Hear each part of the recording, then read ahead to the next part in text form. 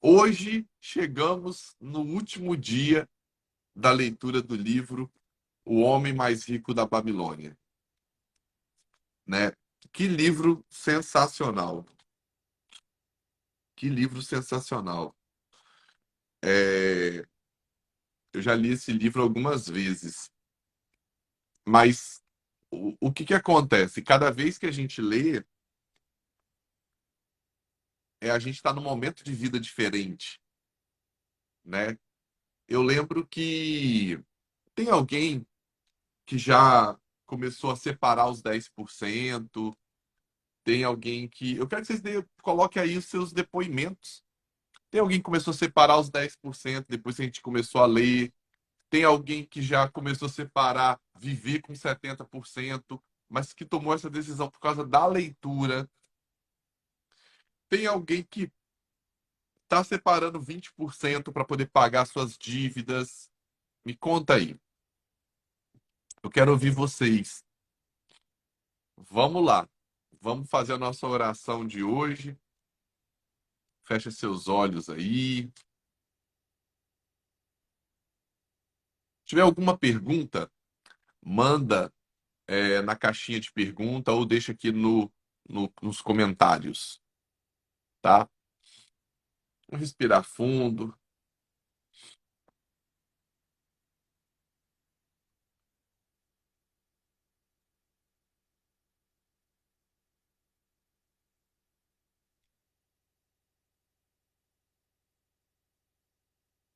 Para esses minutinhos para você poder tirar um tempo para você olhar para dentro de você.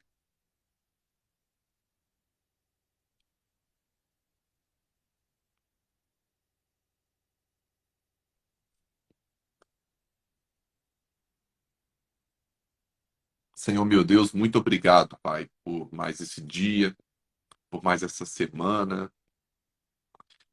E obrigado, Pai, por mais o término de um livro. Obrigado, Senhor, que o Senhor me deu condição de estar fazendo isso. Deu condição a essas pessoas que estão aqui de participarem disso comigo. Não teria a mínima chance de eu chegar no final dessa leitura se não fosse essas lives. Tá? Então, eu agradeço por cada pessoa que passa por essas lives, cada pessoa que tira daqui um proveito para poder usar na vida dela. Obrigado, Senhor, por me usar como um canal de bênção para as pessoas. Eu te agradeço, Pai, por tudo. Obrigado, Senhor, por mais uma coisa que eu termino.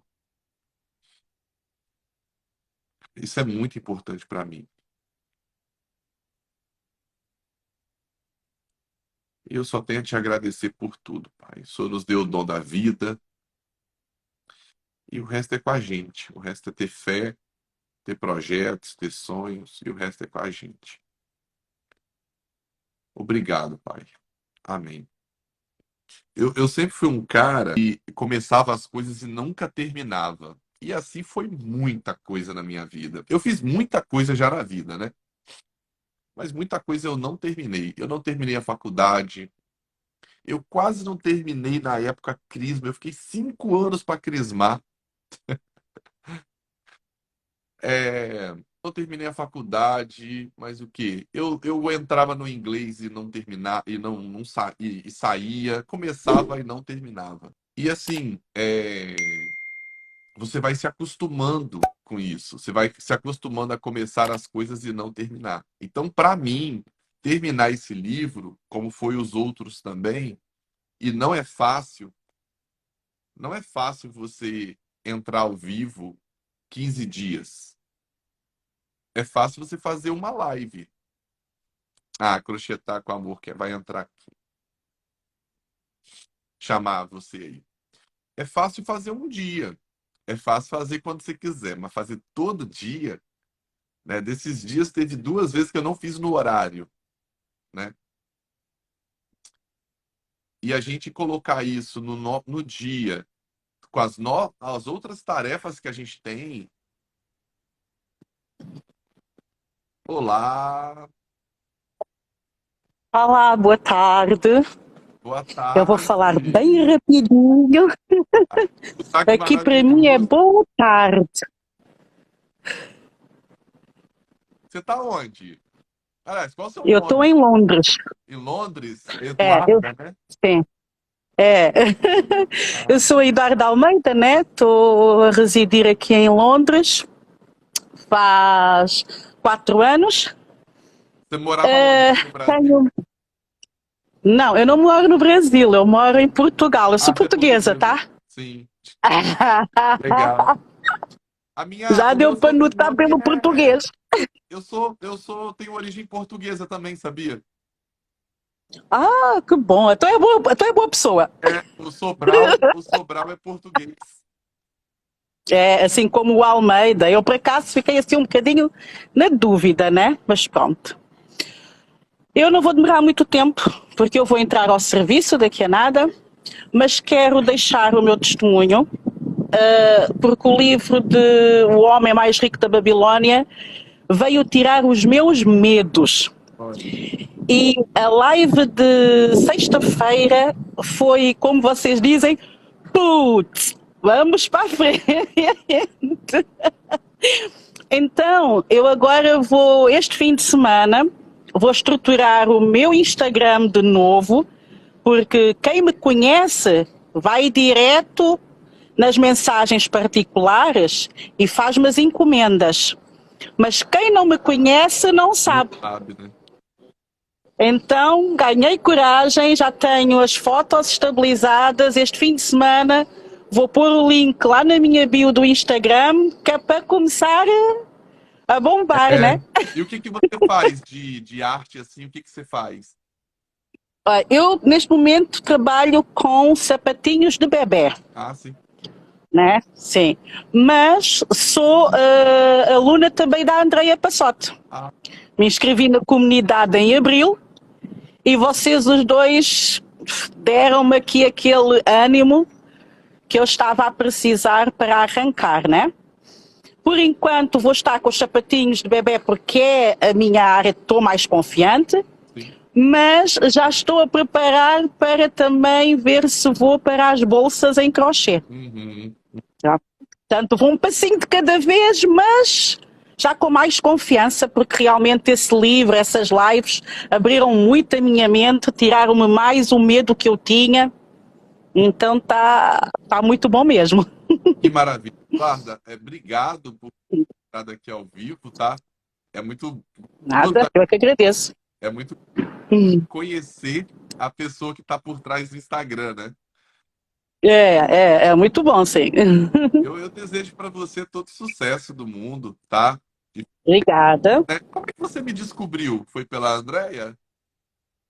Foi exatamente à procura de ideias novas, de como abrir mercado.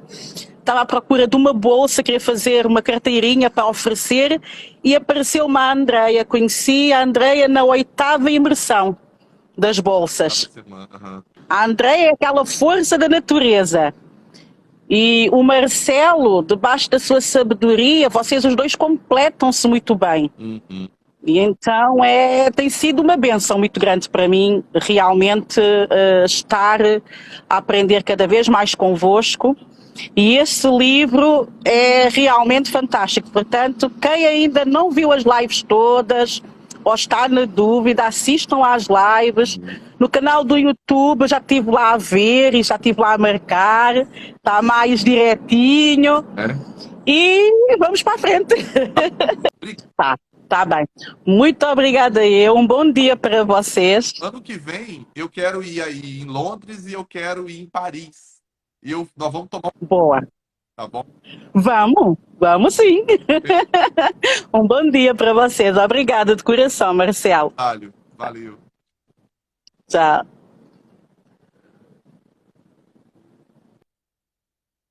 Gente, que máximo, né? Você vê, ó, audiência internacional, uma portuguesa em Londres. Eduarda, muito sucesso para você, tá? Que máximo, né? Então vamos terminar nosso nossa leitura dia 15. Muito bacana. Então, assim, esse livro, ele. Eu comentei isso agora no último dia, no dia anterior. Ele é, vamos colocar assim, a Bíblia dos livros que falam sobre dinheiro, tá? Ele é a Bíblia.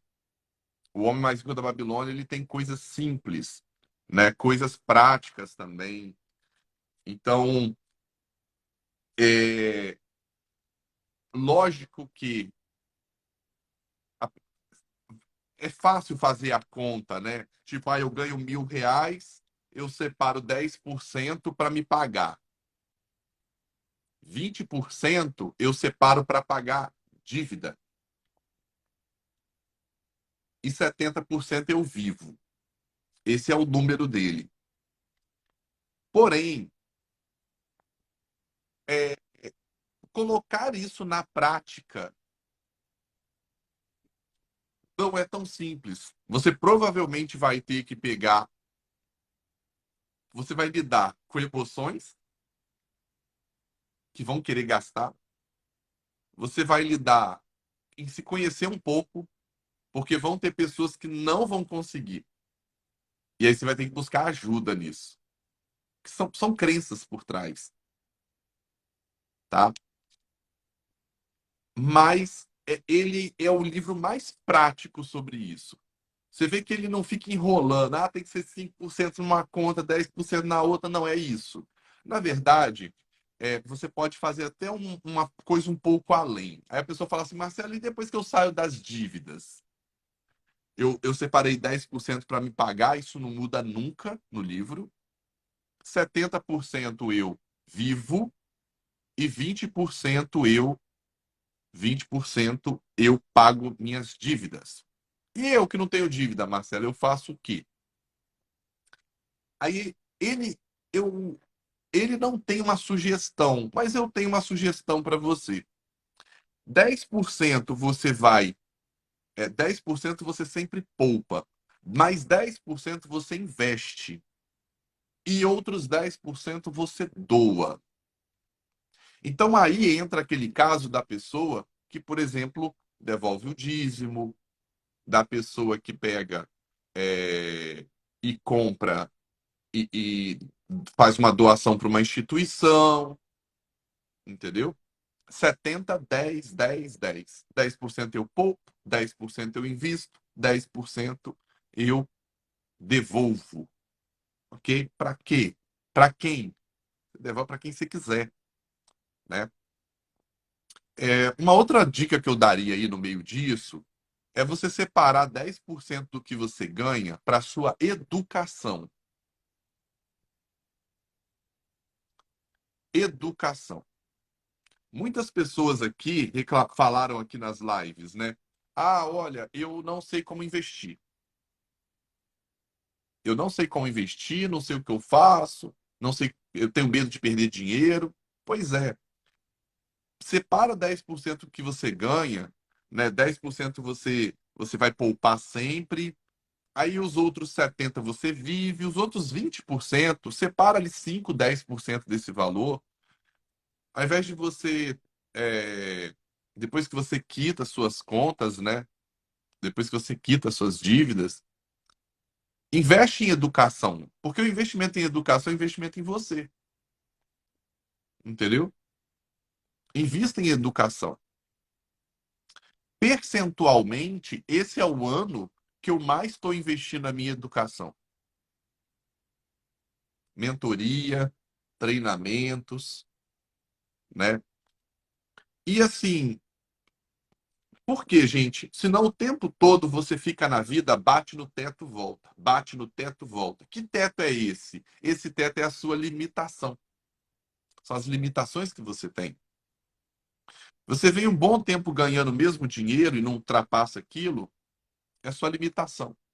Você vai ter que se transformar em outra pessoa para poder romper essa limitação. Entendeu?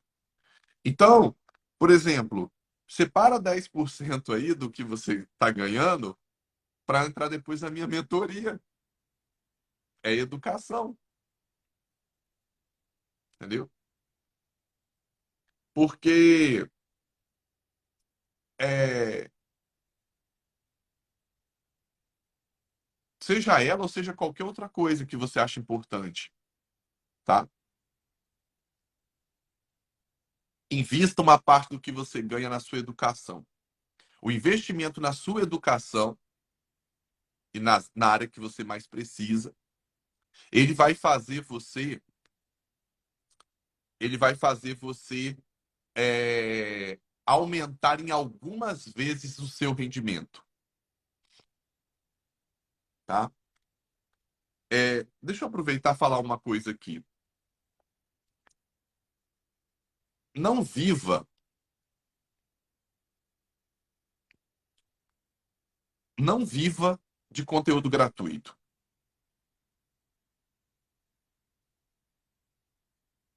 Conteúdo gratuito. Ó, ontem eu estava contando esse caso lá tava eu, a Andrea e o estagiário. Quando eu comecei no marketing digital, eu seguia 13 pessoas. Todo dia eu via um vídeo desses com a capa. É, Forma fácil de ganhar R$ 5.000 na internet. E cada dia eu copiava aquilo afinco e tinha um plano. Já viu esses vídeos assim? Forma fácil de você ganhar 5.000 com artesanato. Como ficar rico em 2 anos. E, gente, enquanto eu não parei, conteúdo gratuito nem sempre tem o que nós precisamos. Eu vou um pouquinho além, Eduarda. Nunca tem. Porque ele é desorganizado. Se perde muito tempo. Eu não estou falando o conteúdo, por exemplo. Eu vou dar um exemplo. Eu preciso de fazer uma página. Você precisa de fazer uma bolsa. Vai no conteúdo gratuito, não tem problema. Mas eu estou falando de conteúdos que te ensinam a pensar. Uma coisa que eu falo isso, lido no dia a dia, converso com quem trabalha comigo, as pessoas, geralmente, quando a pessoa me faz uma pergunta, eu faço uma pergunta de volta. E as pessoas às vezes ficam puto com isso. Por quê? Porque o meu objetivo é fazer as pessoas pensarem. Você não se tornando uma pessoa que pensa, Marcelo, você acha que eu posso te dar uma opinião? Eu posso te dar uma opinião, mas só que eu não sei o seu contexto. Então você tem que pensar, muitas vezes você tem que aprender a pensar. Um grande empreendedor, uma pessoa que quer se tornar, e geralmente é o que você quer se tornar, você tem que aprender a pensar. Você acha que, por exemplo, hoje, é, assim, eu tento não ficar não é com o objetivo de snob, mas hoje eu tenho um negócio que fatura mais de 1 milhão por ano. Hoje a gente tem um e-commerce, isso só no digital, tá? Meu negócio do digital fatura mais de 1 milhão por ano. Hoje tem um negócio, é, tenho um e-commerce, né? Você acha que eu fico por aí perguntando para um e para outro o que eu faço? A maioria das pessoas que poderiam, a maioria das pessoas não tem resposta para a minha necessidade. E eu acredito que no seu caso também.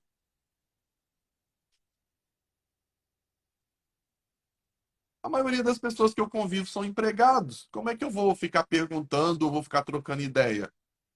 Você está entendendo? Então, em quem que eu tenho que investir?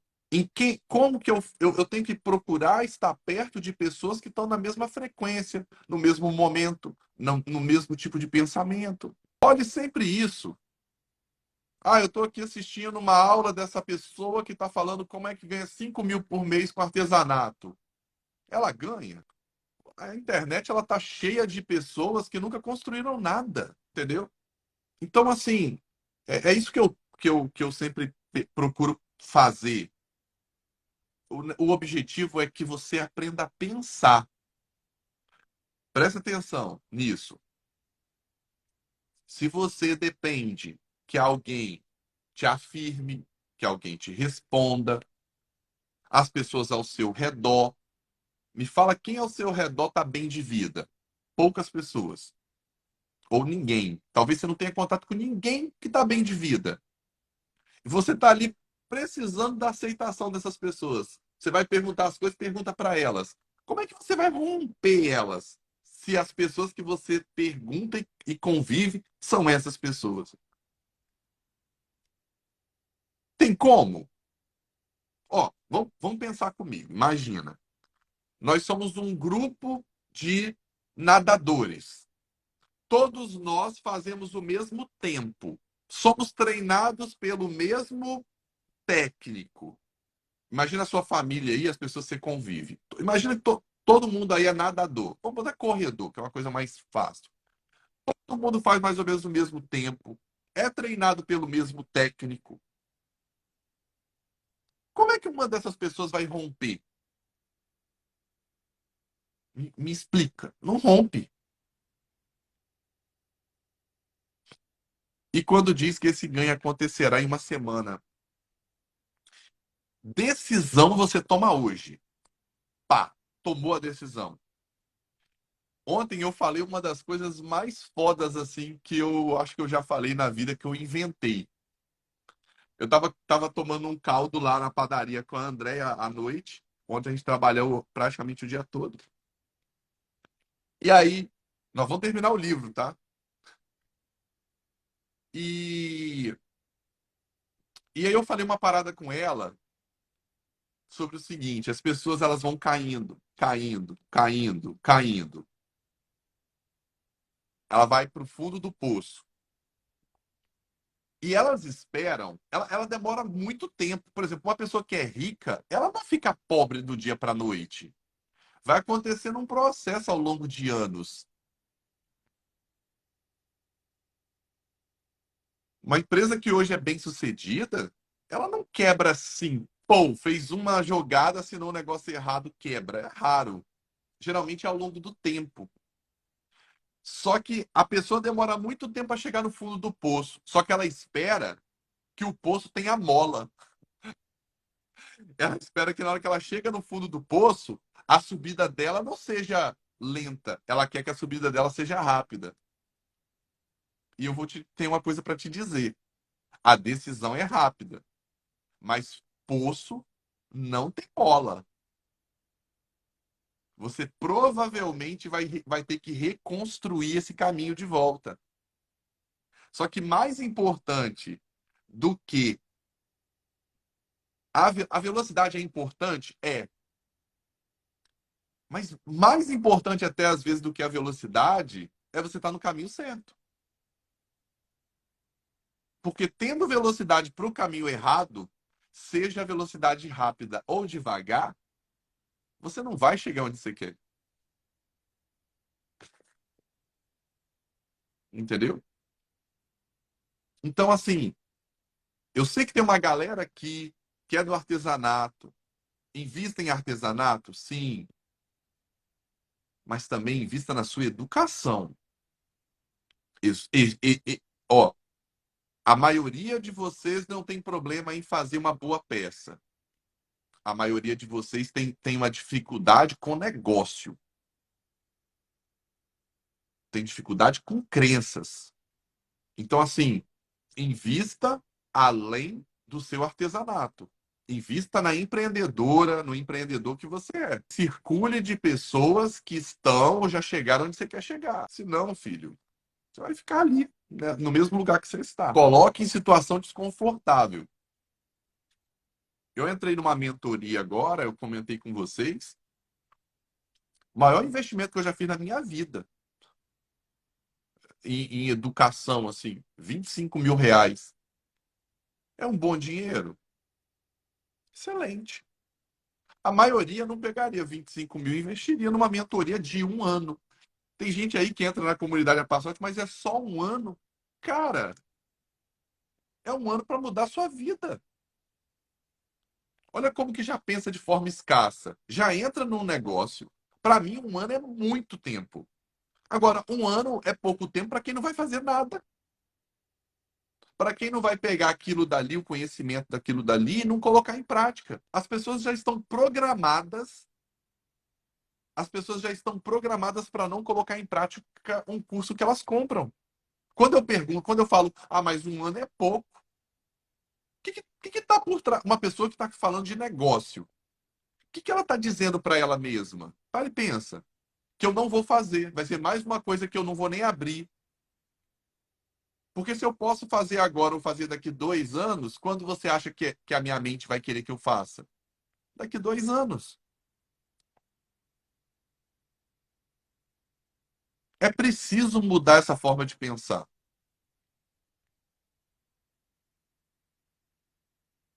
Vai ser mais um negócio que a pessoa vai comprar e tem lá, tá aí, 5 anos, toma.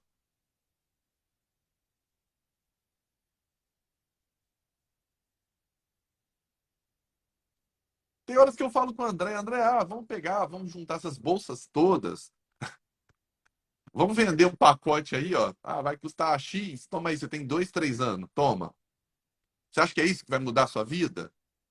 Ah, uma pessoa por hobby, ok. Mas a maioria fala que quer ganhar dinheiro, que quer negócio.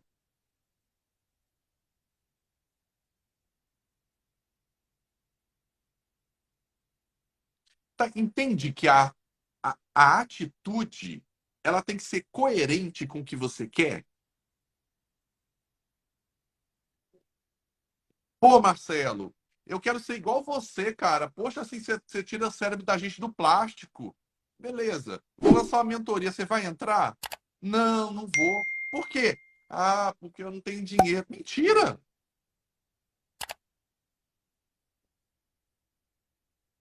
Se o seu celular quebrar, você dá um jeito. Você arruma um cartão emprestado e passa. Para com essa conversa fiada. Você não vai sentar em boas mesas, você não vai ter contato com pessoas que podem te influenciar positivamente, levando a vida do jeito que leva. A gente investi 25 mil É dinheiro? Gente, é metade de uma faculdade de marketing. O menino que trabalha para a gente como estagiário, ele paga R$ 1.000 por mês de faculdade. Aí eu falei com ele, ele falou, nossa, mas é muito dinheiro. Eu falei, cara, doideira é você, que vai estar gastando 50 no FIES, vai pagar 100.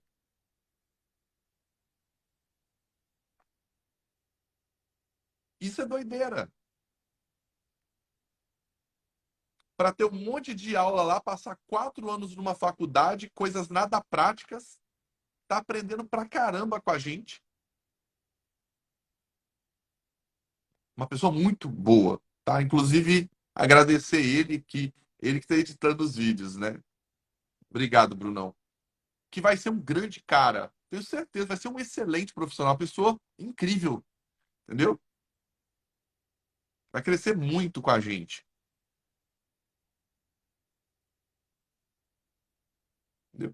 Então, assim, para de ficar é, é, querendo que as pessoas dê solução para os seus problemas. Chega na mãe, mãe, olha, eu tô pensando nisso, o que que você acha? Sua mãe construiu o quê? Nada. Filho, ela não tem, não, não é empreendedora, não vai nem entender o que você está falando, mas ela quer o seu bem. Achei pro cunhado, de quem você está rodeado? A Elis colocou assim, Marcelo, você tem toda a razão quando diz que o que precisamos é aprender a gerenciar, porque eu comprei um curso sem avaliar a história do mentor e descobri que sabia muito sobre técnica, porque já estou na caminhada faz tempo. Eu lembro que você comentou isso comigo. Para tudo se dá um jeito quando a gente realmente quer. Exato. Então vamos lá, vamos terminar a leitura, mas eu queria trazer isso aqui à tona para você, porque a maioria que fala que quer, eu quero ter um negócio, eu quero ganhar dinheiro com o que eu faço. Gente, a coisa mais. Muita gente aqui é do artesanato. A coisa mais difícil que tem para a maioria das pessoas é você descobrir o que você gosta. Quanta gente fazendo duas, três faculdades não descobre o que é bom, o que gosta? Você já descobriu. Agora é só descobrir como é que ganha dinheiro. E para isso, não vai ser enfurnando a cabeça em linha e fio. Fio e agulha. Isso é o básico. Isso aí é a mesma coisa que eu.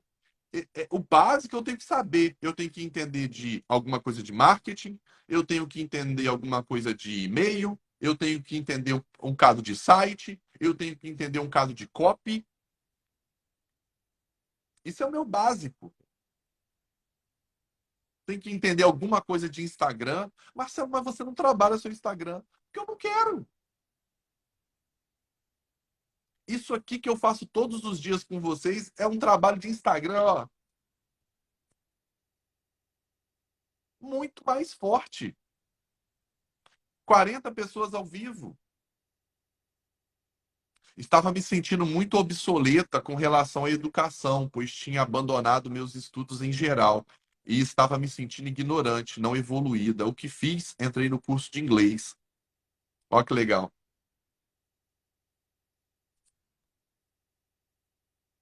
Isso aí, Drica. Então, assim, é... uma outra dica também que eu dou é o seguinte: invista naquilo que naquele momento é a sua necessidade. Hoje eu estou com dificuldade de, sei lá, Instagram. Investe nesse tipo de conhecimento. Não, hoje a minha dificuldade é minha mentalidade. Nossa, eu tenho uma mentalidade pobre, cheguei à conclusão disso. Invista na sua mentalidade. Tá? Então vamos terminar a leitura. É, homem, eu li homem e falei. Ontem eu comecei a leitura do o homem, aliás, no episódio anterior, no 14º dia, a gente começou a leitura do O Homem de Mais Sorte da Babilônia. E a gente começou a contar a história do cara, que é o Shahunada, que ele estava voltando com o neto de um amigo dele, de Damasco, em sentido à Babilônia. Só que o menino não quer saber de trabalhar, ele e o pai estavam torrando todo o dinheiro do avô, e ele pegou esse menino para poder dar umas instruções para ele, vamos colocar assim, para botar ele no plumo. O avô já tinha falecido. E eles estão no caminho de volta para Babilônia. E o menino falou: Não, eu não quero saber o que meu avô fazia. Eu quero saber qual era o segredo do meu avô para poder ganhar dinheiro. Para os ciclos de ouro. Como é que meu avô fazia para ganhar? E ele começou a contar a história, inclusive dele, que ele era um escravo, que ele já foi escravo. E aí eu cheguei até num ponto onde ele conta que, ou seja, ele agora era um mercador e tal, mas antes disso ele era um escravo. E ele foi vendido, ele foi dado, né? O irmão dele matou uma outra pessoa na mesa de jogo, um amigo de copo. Ele foi dado para a viúva como escravo para ficar um tempo e o pai tinha que pagar um certo valor. O pai não pagou, ele foi vendido como um escravo. E ele aprendeu com o tal do Megido, que era outro escravo, que o trabalho muda a vida de um homem. Não é você ficar de corpo mole, é o trabalho. E ele estava. O que ele fez? Ele foi comprado por um amo, né, um dono, ele foi vendido E ele aprendeu a fazer pães. E ele fazia os pães na parte da manhã e na parte da tarde ele saía para poder vender os pães. Ele fez um negócio que ele ganhava uma parte dessas vendas. E ele foi trabalhando, trabalhando, trabalhando, juntando dinheiro para acontecer o quê? Para ele comprar a liberdade dele.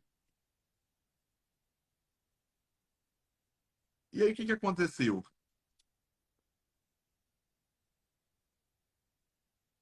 Aí ele conta assim pro menino, né? Por que trabalha tão arduamente? Perguntou-me um dia Arad Gula. Arad Gula é o avô desse menino que está com ele. Quase a mesma pergunta que me fez hoje, lembra? Contei-lhe que o Megido dissera sobre o trabalho e como este estava provando ser meu melhor amigo. Mostrei-lhe com orgulho meu alforje repleto de moedas, acrescentando que economizava a fim de comprar minha liberdade. Quando estiver livre, o que fará? Quis saber seu avô. Bem, respondi, tenciono-me tornar-me comerciante. Foi aí que ele me confidenciou uma coisa de que eu nunca tinha suspeitado. Aposto que não sabe que sou também um escravo. O que que aconteceu aqui? Ele saía para vender os pãezinhos dele. Toda vez que ele saía para vender, ele tinha um cliente fiel, que era um cara que estava sempre junto com um escravo, e esse cara vendia tapetes, que é o avô desse moleque. E aí, nessa conversa aqui, o cara conta para ele: você sabia que eu também sou um escravo?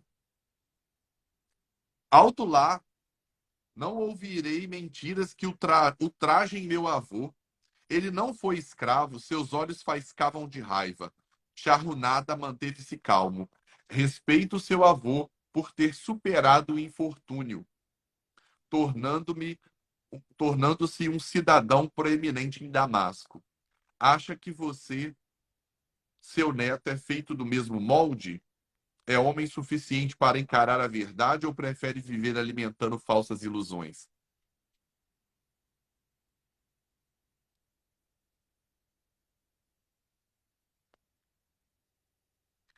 A Dangula endireitou-se na cela numa voz sufocada por profunda emoção, replicou: Meu avô foi estimado por todos. Seus dons eram incontáveis. Numa época de fome, foi seu ouro que comprou cereais no Egito, foi sua caravana que os trouxe para Damasco e distribuindo para que as pessoas não morressem de inanição. Agora você está me dizendo que ele não passava de um desprezível escravo da Babilônia? O menino cheio de orgulho, achando que ele era o cara. Primeiro o cara fala com ele: Não, eu fui escravo. Aí ele: Você escravo? Porque para ele, só quem deveria trabalhar era escravo. Ele tinha que curtir a vida. Ele tinha que ter uma vida de príncipe.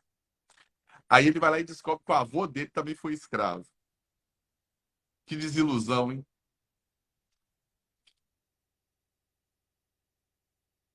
Tivesse permanecido como escravo na Babilônia, teria muito bem podido ser desprezível.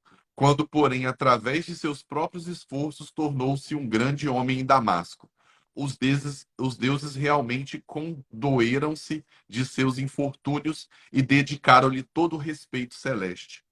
Depois de ter me contado que era um escravo, explicou como estivera ansioso para ganhar sua liberdade. Agora que tinha o dinheiro para comprá-la, estava muito confuso quanto ao que se devia fazer. Havia muito não fazia boas vendas e temia deixar a proteção de seu amo. Isso aqui aconteceu também aqui no Brasil, quando acabou a escravidão.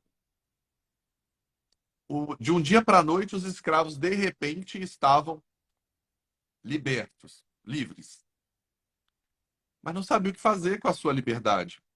Ia fazer o quê?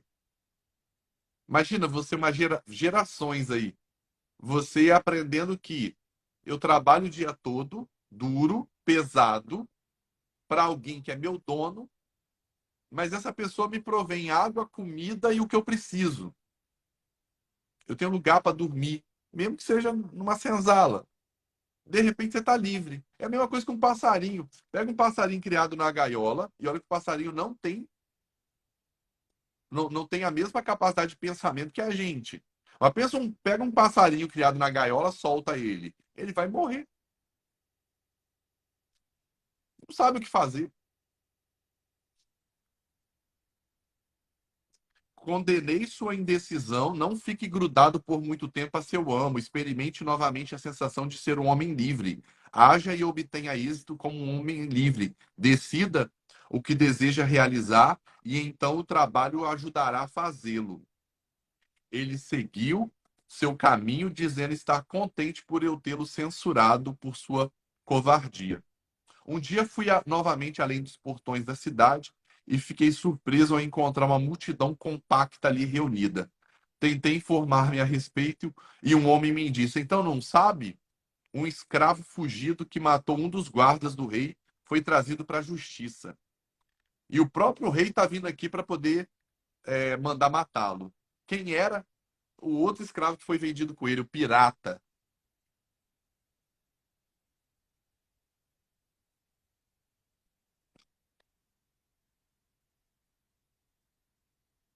Aí ele comenta.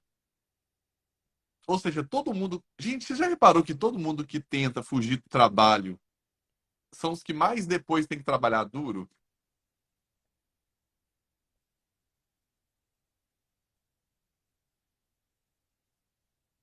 Ó, aconteceu com meu marido. Ele sonhou durante muitos anos em abrir a empresa e sair da carteira assinada, da CLT. Quando conseguiu, teve medo e deixou a chance da liberdade passar. Isso é normal. É, a maioria das pessoas, a maioria das pessoas, olha o que eu vou te falar. Você, não vou falar a maioria, todos nós temos medo de atingir o que a gente quer.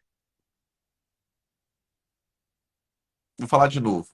Você, se hoje o que você quer, você tivesse chance de conseguir, talvez você não faria.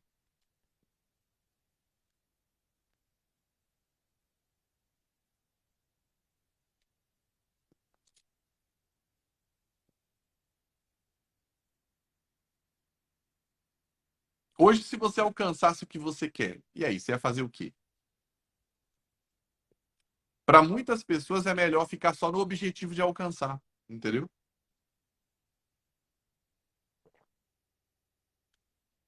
Tipo assim, eu já determinei que altura eu vou pular. Aí eu fico ali tentando pular até aquela altura. O dia que eu pular além, eu vou ter que criar um outro objetivo para mim. E a maioria das pessoas já tem medo só de pensar nisso. A maioria das pessoas tem medo já do seu objetivo. Quem dirá de chegar nele para poder traçar o próximo? Estourar a cabeça isso, né, Elis? Mas para e pensa. Vou dar um exemplo para você. Eu viro para você e pergunto: você quer o quê? Ah, eu quero ganhar 5.000. Aí tá. A maioria aqui não tem um plano para ganhar isso, não sabe os números que precisa para chegar nisso, não sabe o trabalho que tem que fazer para chegar nisso. Então, qual é a chance que tem de chegar? Mínima. E aí, se eu perguntar para você, quando você chegar nos 5, você vai fazer o quê? Pronto, já matou a pessoa.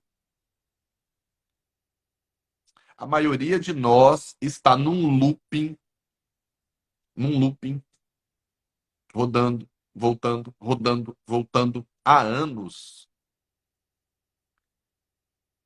Se você não abrir a cabeça, não conseguir identificar o que os momentos estão te ensinando, você vai ficar nesse padrão aí rodando.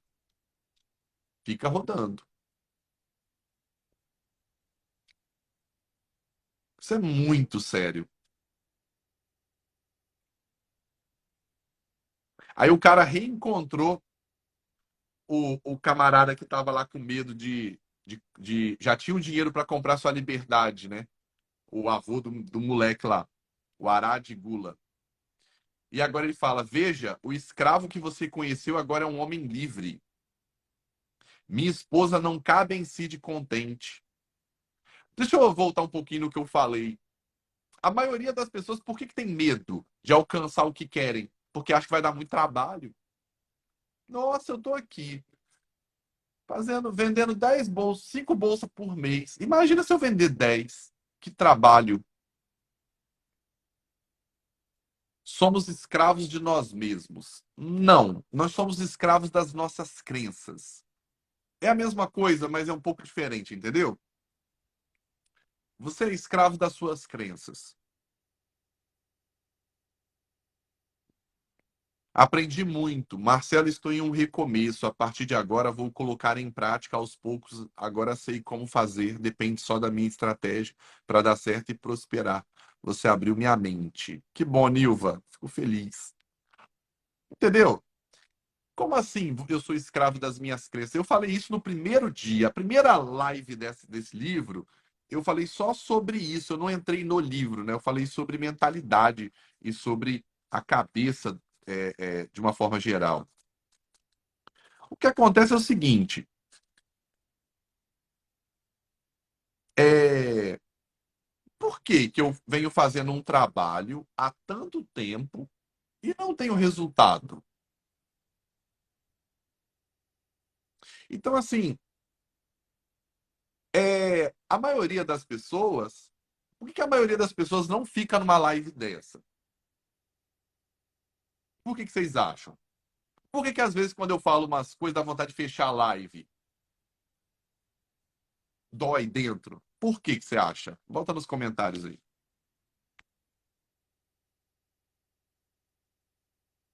Tem gente que acha, por exemplo, assim: nossa, o Marcelo desce o chicote. Mas nem com o chicote eu tô. Para e pensa. Eu nem peguei uma arma aqui e coloquei aqui, ó.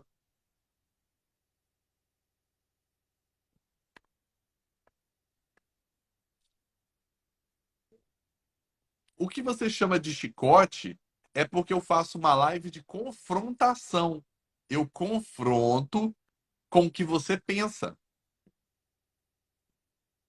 Marcelo, crenças e medos são equivalentes? Não.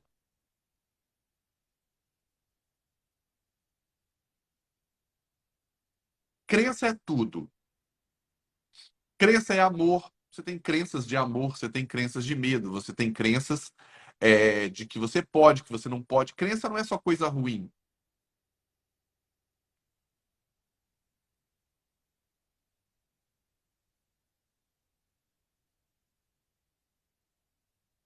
Isso, não queremos encarar. Só que qual é a única forma de mudar?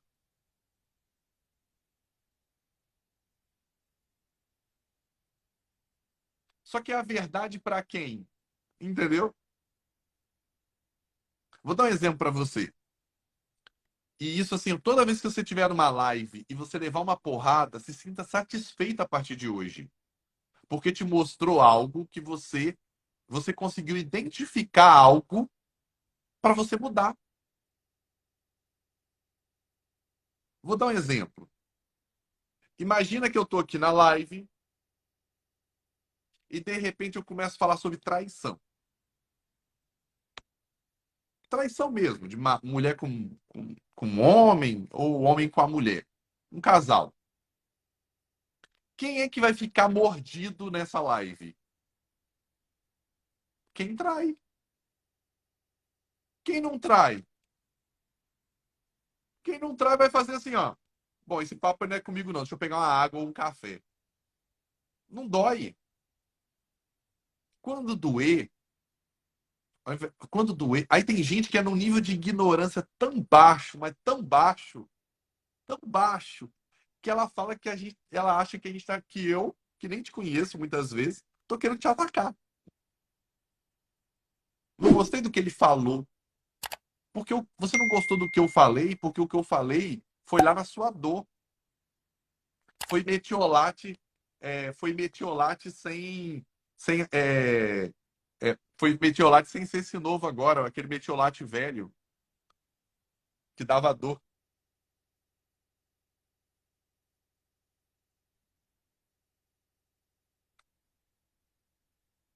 Foi metiolate que arde. Entende? Então, por exemplo, se eu estou falando de traição, teve gente aqui que, no meio de 40 pessoas, tem várias pessoas aqui que traem. Isso é certo. Ah, Marcelo, cara, os números são números. Números são números. Tem um percentual de pessoas aqui que trai. Quando eu falei de traição, a pessoa já dói. E você acha que. E aí eu falo uma coisa com você. É nesse desconforto que você muda. Então, participe de lives iguais à minha, igual de outras pessoas que te confronta.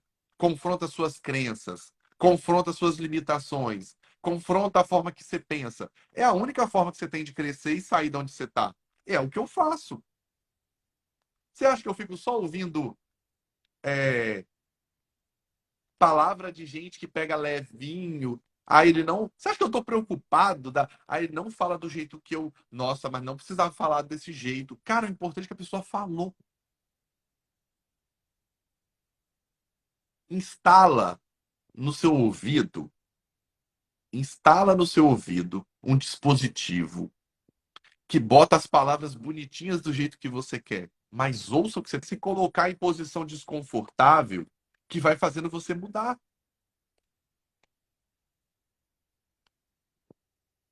Se dói, ó, escreve nos comentários. Se dói é porque começou a transformação. Para crescer tem que doer. Aliás, bota assim, ó. Para crescer tem que doer.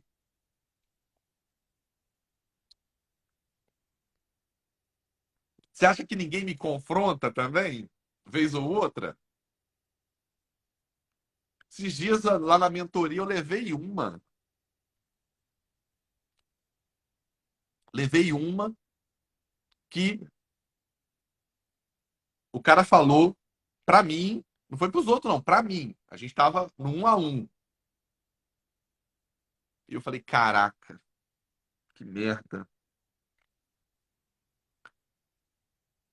Me deixou sem rumo, sério mesmo. Aí eu fui lá, peguei, começou 3 da tarde, isso já era 6 horas. Eu falei assim, cara, eu vou lá pra praia tomar uma cerveja e pensar nisso que você falou. Pra crescer tem que doer. Aí tá. Tava tudo indo bem na vida do nosso amigo, que estava vendendo os bolinhos dele para juntar dinheiro para comprar sua própria liberdade. Até que o amo dele cada vez ficou devendo mais dinheiro na mesa de jogos. Já estava devendo dinheiro para o emprestador de dinheiro. O emprestador de dinheiro foi lá, pegou ele como garantia. Ele passou a ser o escravo do cara. E agora eu vou fechar a história do livro. Ele, pela segunda vez na vida, estava sendo levado por causa de situação de jogo. Olha que merda. Só que dessa vez ele chegou lá pro cara e falou: Olha, eu tô disposto a trabalhar o que você quiser e tal. Eu falei: O cara falou: Beleza, você vai cavar é poço. Você vai construir a muralha. Você vai pegar no pesado. E aí, dia após dia, dia após dia, foi passando os dias, ele foi perdendo um pouco aquela esperança de que ele estava no caminho certo. Ele foi perdendo um pouco a esperança que o trabalho ia fazer ele chegar onde ele queria.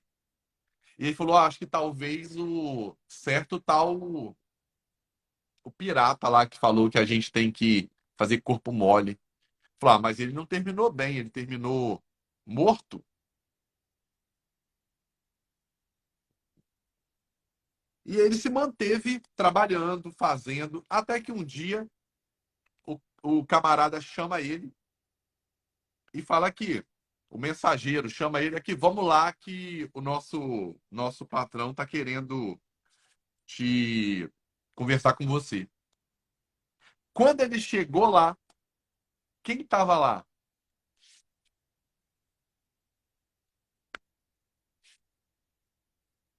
O Ará de Gula, o avô do moleque. E falou: Rapaz, eu estava atrás de você Até que eu encontrei a escrava da onde você trabalhava e ela falou comigo que você estava aqui com o cara, o emprestador de dinheiro. Ele falou: eu negociei aqui com ele a sua liberdade e a partir de hoje você é meu sócio, porque você abriu os meus olhos para eu ser um homem livre. Pegou a tabuinha onde estava escrito o registro dele, de posse dele como escravo, jogou na pedra e quebrou. A partir de hoje você é meu sócio.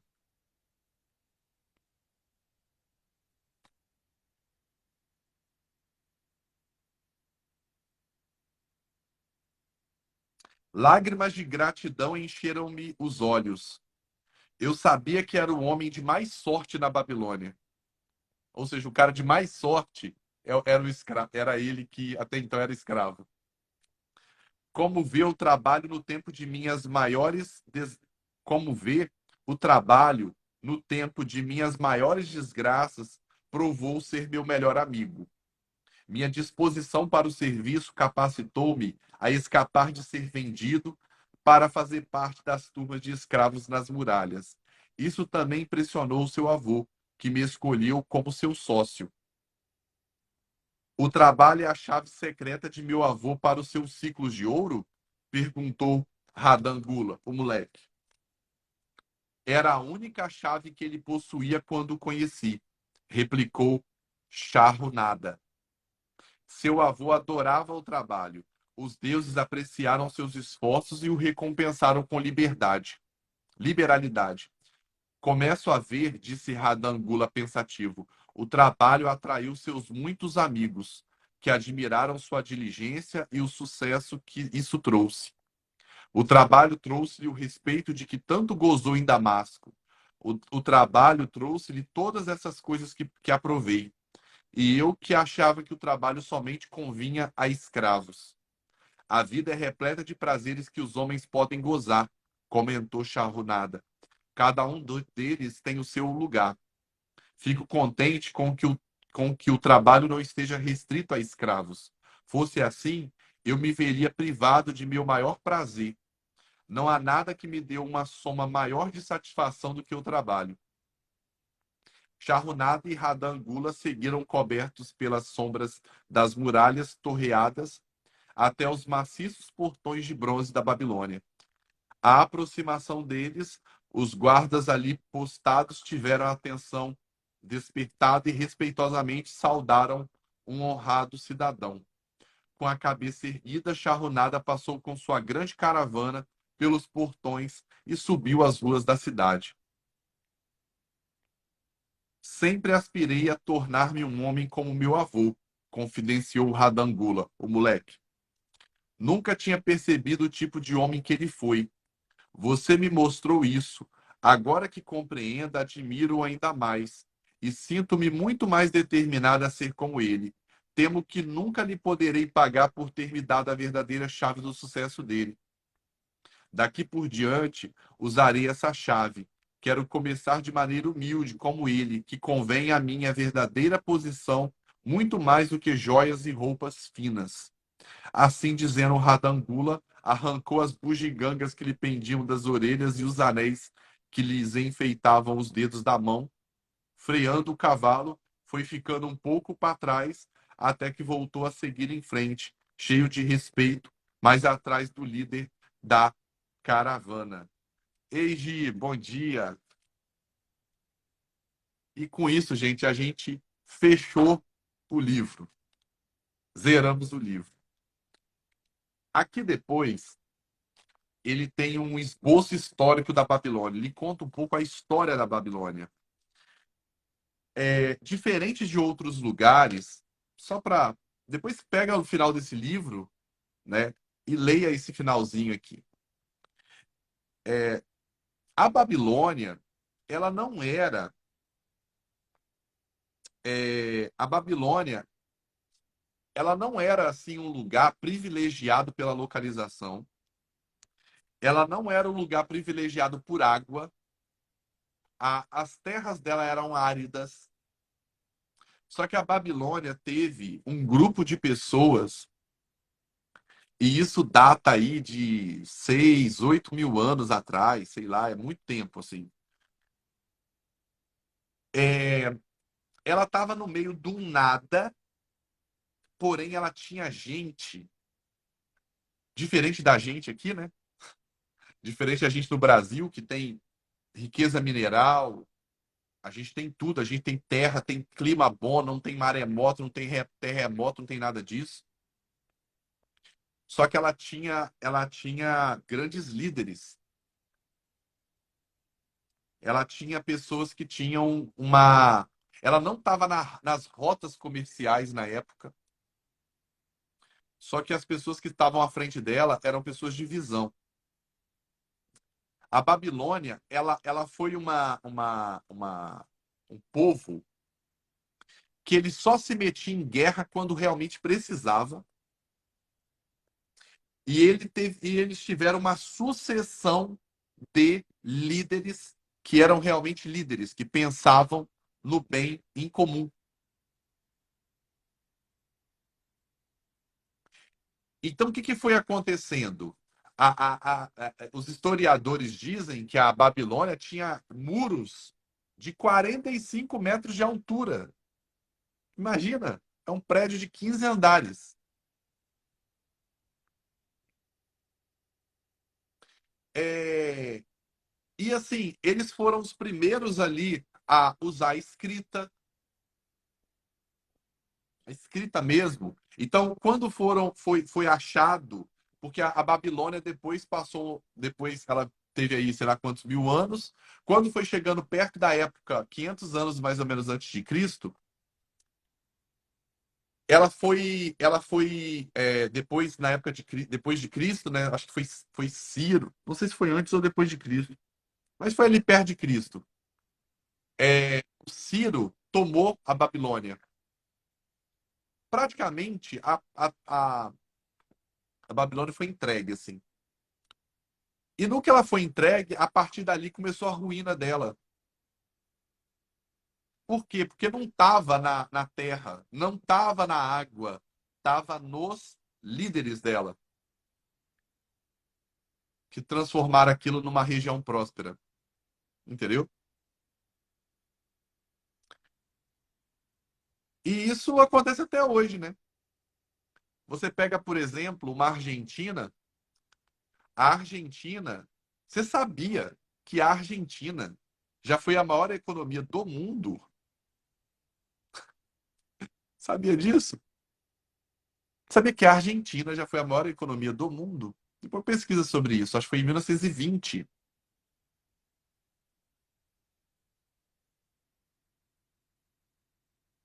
Ela era uma das maiores produtoras agrícolas do mundo. Depois, outro país também que estava entre os maiores, os mais ricos do mundo, Venezuela. Uma riqueza mineral incrível que é o petróleo, que até hoje é, que até hoje é. Só que quando você não tem bons líderes políticos, dá essa merda toda aí. E aí você pega uma Venezuela, já foi pro saco, pega uma Argentina, já tá indo pro saco. Então, assim, vamos pensar quem que a gente coloca lá nessas eleições? Vamos pensar um pouquinho? Porque eu falo assim com você, é, o líder, ele não muda a mentalidade do povo todo. Independente do que aconteça aqui no Brasil, tem pessoas que vão prosperar do mesmo jeito. Pouco importa. Mas para a grande maioria das pessoas, um- ter bons políticos faz a diferença. Se o Brasil virar uma Argentina, eu pego e vou para outro lugar. Mas a maioria das pessoas não vai ter essa condição. Tá entendendo? Então vamos levar, eu acho assim, vamos levar essa essas próximas eleições um pouco mais a sério, sabe? Vamos achar gente boa, porque tem gente boa.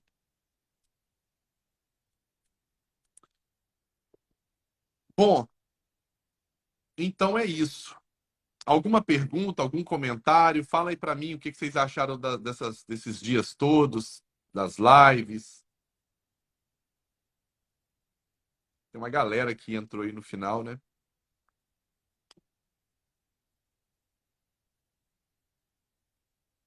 Ah, os políticos é tudo ladrão, é a gente que coloca eles lá.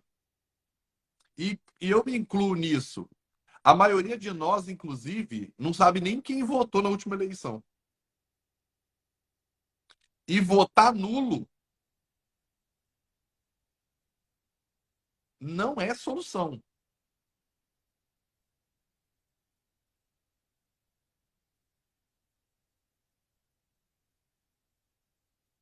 Votar nulo é como você é aquele cara, é aquela pessoa que tá lá o seu filho pedindo uma coisa, você vira pra perpétuo. Ah, isso aí, conversa com a sua mãe. Sabe, eu lavo minhas mãos? Foi o que Pilatos fez. Votar nulo é lavar as mãos, gente. É não pegar a responsabilidade das coisas.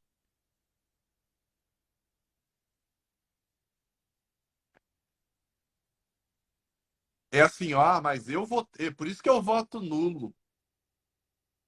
Pois é, você que vota nulo é mais ajuda as coisas continuarem do jeito que são. Somente agradecer a sua disponibilidade de vir aqui trazer esses ensinamentos. Obrigado, Passote. Gente, a Andréa convive o dia inteiro comigo e ainda participa das minhas lives. Essa mulher é doida. Meu Deus. Foi de grande ensinamento esse livro. Gratidão, gratidão, meu lindão. Você é luz na minha vida. A Zezé colocou. Agradecer o tempo que você tira para ajudar muitos de nós que não sabia nada de abrir a mente nem limpar a caixa d'água. Marcelo, sua história de vida e evolução é um grande estímulo e incentivo para nós. É como meu pai dizia, conversar só com quem sabe. Foi incrível, muito aprendizado, gratidão. Gratidão a vocês também. Eu não faria essa live se não tivesse pessoas, né? Por isso que a Argentina está assim. Eu vou te falar o que que aconteceu com a Argentina, o que que aconteceu com a Venezuela e o que que pode acontecer com o Brasil também, tá? Medidas populistas. Esse é o nome, medida populista. O que é medida populista, Marcelo? Querer dar, querer deixar as pessoas se perpetuar no poder, dando dinheiro, dando um monte de benefício para os pobres, a fim de ter popularidade. Porque a grande massa, a grande maioria das pessoas, elas não pensam. A grande massa das pessoas pensa assim, ó, eu vou votar nele, ele me deu a dentadura. Vou votar nele, ele ajudou eu operar. Vou votar nele, eu ganhei a laje da minha casa. Com que dinheiro que ele te deu isso? Você acha que é com o dele?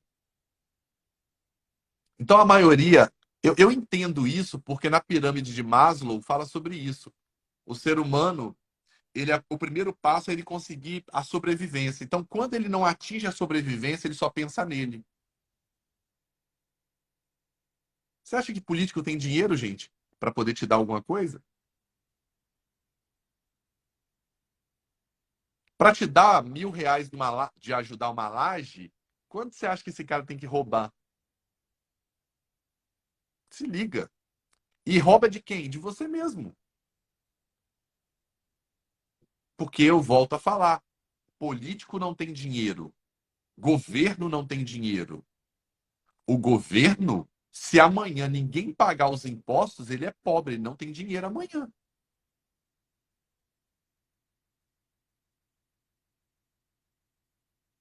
O governo, ontem eu falei isso lá, ontem eu estava explicando lá na Andréa sobre inflação, taxa Selic, essas paradas assim.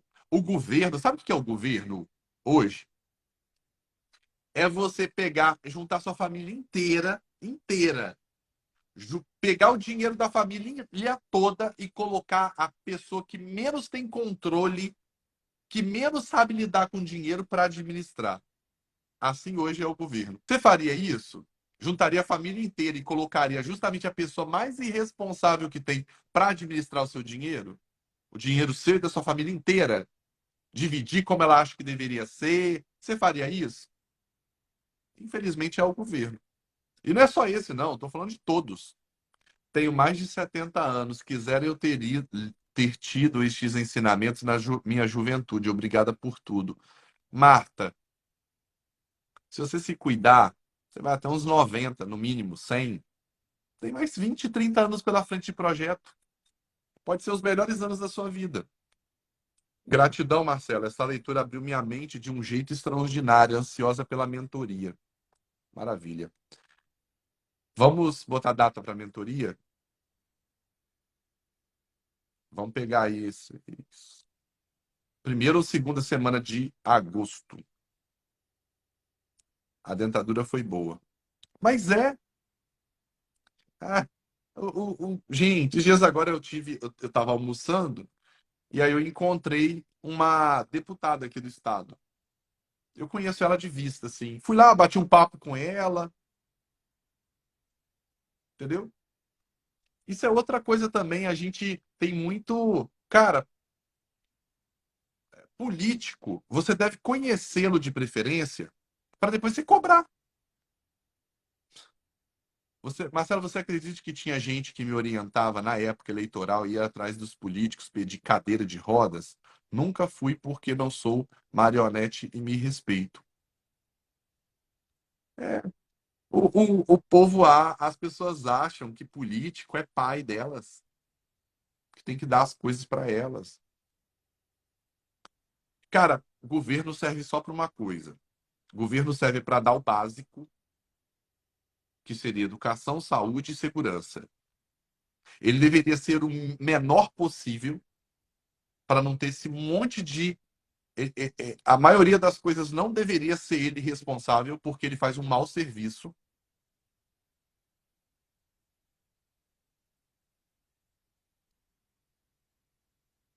Ele deveria ser o menor possível para não atrapalhar nossa vida e não nos custar caro. Para ter dinheiro, não para ter 50 prédios de não sei o quê, para ter 5 mil municípios no Espírito Santo, no Brasil. Gente, tem município aqui, não vou longe não, tem município aqui no Espírito Santo que tem 2 mil pessoas. Aí esse município tem que ter uma prefeitura, um prefeito e no mínimo uns 9 vereadores. Aí cada 9 vereadores tem que ter quantos funcionários? Um lugar que talvez não deveria ser nenhum bairro. Não era nem para ser um bairro, era para ser talvez. Não tem tamanho de bairro. 2 mil, 5 mil habitantes. Quantos municípios no Brasil tem 5 mil habitantes? No máximo. 10 mil. Sabe quantas cidades são grandes no Brasil? Grandes. 200. Tem 5 mil municípios. Aí tá lá, aí aquele dinheiro que era para poder colocar na saúde, o dinheiro que era para poder dar uma melhor educação, o dinheiro que era para poder pavimentar as ruas, para poder não ficar só construindo praça, sabe? Esse dinheiro vai para onde? Vai para poder ficar pagando esse monte de vereador, prefeito, é, é, sabe? São umas coisas.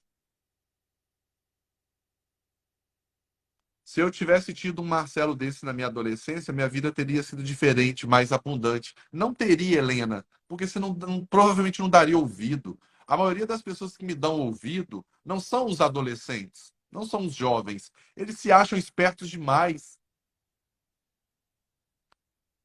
Eles se acham muito bons. Você consegue ensinar alguma coisa aí para os seus netos? Filho? Você acham bom demais? Acho que sabe tudo. Vão ter que se ferrar na vida para depois conseguir. A maioria de nós é assim, gente. A gente se ferra para depois mudar. É na porrada mesmo.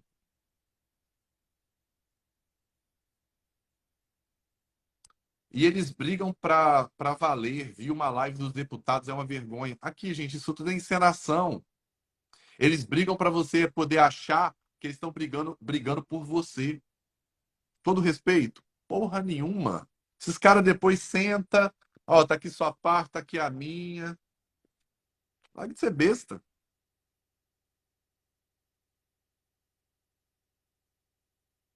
Que aí você olha eles brigando lá, você acha que eles, nossa, olha, um monte de líder.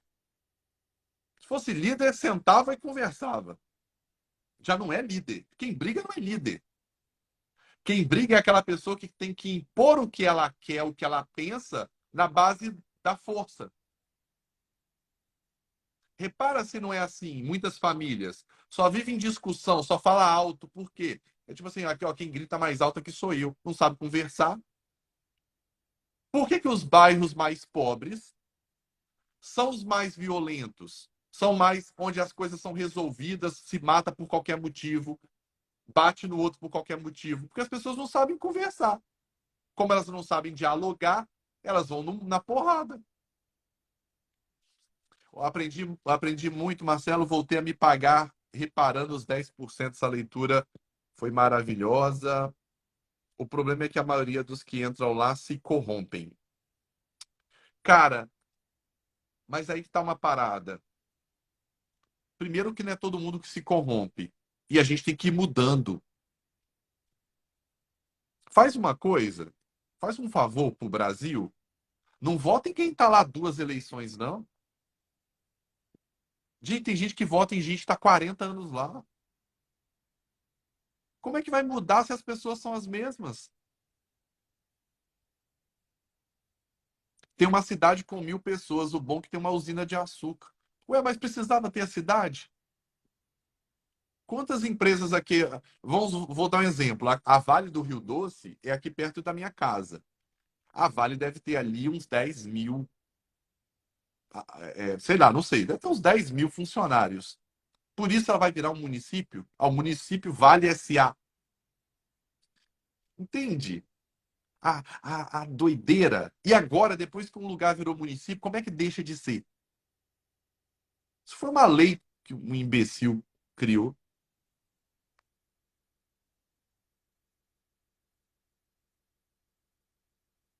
A briga atrai as pessoas. Exatamente, André. Daqui a pouco estão todos se abraçando. É isso aí. É só ver Lula e Alckmin. Sempre encenaram como opositores um do outro e agora que o interesse é comum se juntaram. Pelo amor de Deus, né, gente? Pelo amor de Deus. Vou falar aqui uma coisa que eu tenho que agora, minha aula de inglês já começou, inclusive o professor já deve estar mandando mensagem lá para mim. Pelo amor de Deus. Você ser contra o Bolsonaro, tá tudo bem. Agora, por causa de ser contra o Bolsonaro, você ser a favor do ladrão, do Lula, aí você tá de sacanagem. É tipo, ao invés de escolher Cristo, escolher Barrabás.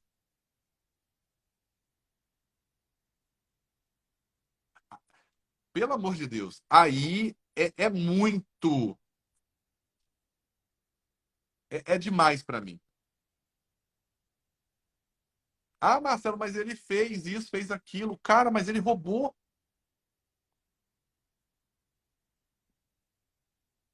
Ele roubou. Uma boa parte do que a gente está pagando hoje, inclusive em relação à gasolina, a culpa é dele. Pelo amor de Deus.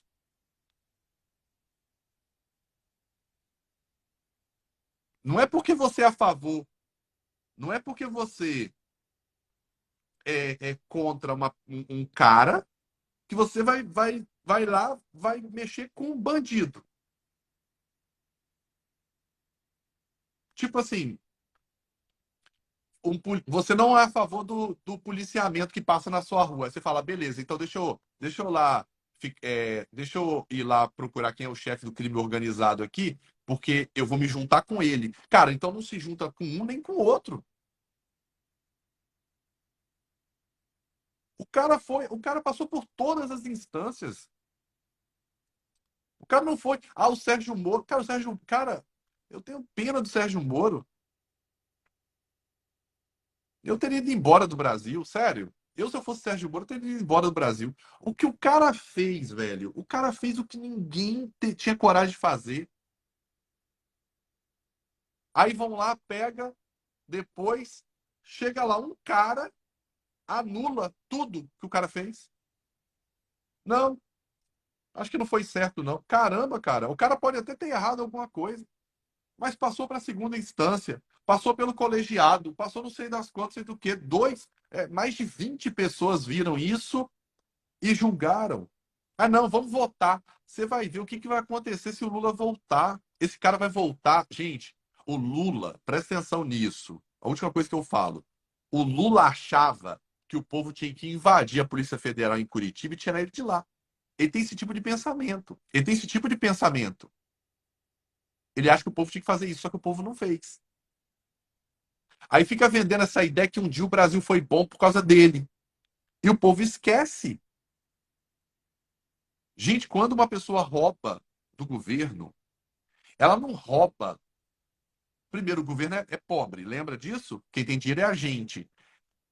Indiretamente, ela está ajudando aquela pessoa que está lá esperando uma cirurgia e não tem dinheiro para fazer.